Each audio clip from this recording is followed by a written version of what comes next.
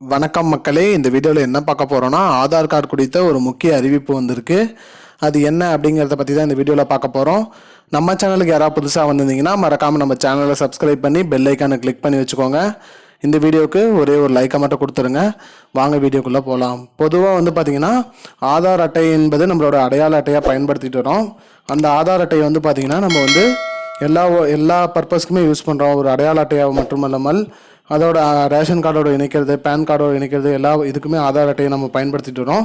அத்தகைய ஆதார் அட்டையில் நம்ம மாற்றங்கள் எத்தனை முறை செய்யலாம் அப்படிங்கிறத பற்றி தான் இந்த வீடியோவில் பார்க்க போகிறோம்.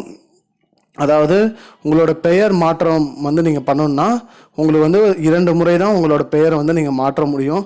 அதுக்கு மேலே உங்கள் பெயரை மாற்ற முடியாது. அது மட்டும் இல்லாமல் பாலினம் மற்றும் டேட் ஆஃப் பர்த், அதாவது பிறந்த தேதி பார்த்தீங்கன்னா ஒரு முறை தான் மாற்ற முடியும்னு சொல்லியிருக்காங்க. அதுவும் உங்கள் வாழ்நாளில் ஒரு டைம் தான் அதை மாற்ற முடியும். முகவரி நீங்கள் எத்தனை முறை வேணாலும் மாற்றிக்கலாம். அப்படி நீங்கள் முகவரி மாற்றணும் அப்படின்னீங்கன்னா நீங்கள் எந்த முகவரியில் இருக்கீங்களோ அதுக்கான ப்ரூஃப் வேணும். அதாவது என்ன ப்ரூஃப்னு பார்த்தீங்கன்னா ஓட்டர் ஐடி மற்றும் ரேஷன் கார்டு, அது மட்டும் இல்லாமல் பாஸ்போர்ட் இருக்கணும். அது மட்டும் இல்லாமல் பேங்க் பாஸ்புக்கு, அது மட்டும் இல்லாமல் ஐடென்டி கார்டு, இது மாதிரி ஏதாவது ஒரு அட்ரஸ் ப்ரூஃப் ஒரு 8 வகையான அட்ரஸ் ப்ரூஃப் இருக்குது. அதில் நீங்கள் ஏதோ ஒரு அட்ரஸ் ப்ரூஃப் நீங்கள் சப்மிட் பண்ணால் தான் உங்களால் உங்களோட முகவரி மாற்ற முடியும்.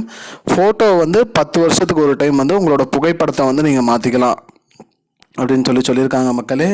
இதுதான் இப்போதைக்கு வந்த தகவல். அதாவது பார்த்தீங்கன்னா பெயர் 2 முறை மாற்றிக்கலாம். பாலினம் மற்றும் டேட் ஆஃப் பர்த் ஒரு முறை தான் மாற்ற முடியும். அட்ரஸ் எத்தனை டைம் வேணாலும் மாற்றிக்கலாம்னு சொல்லியிருக்காங்க.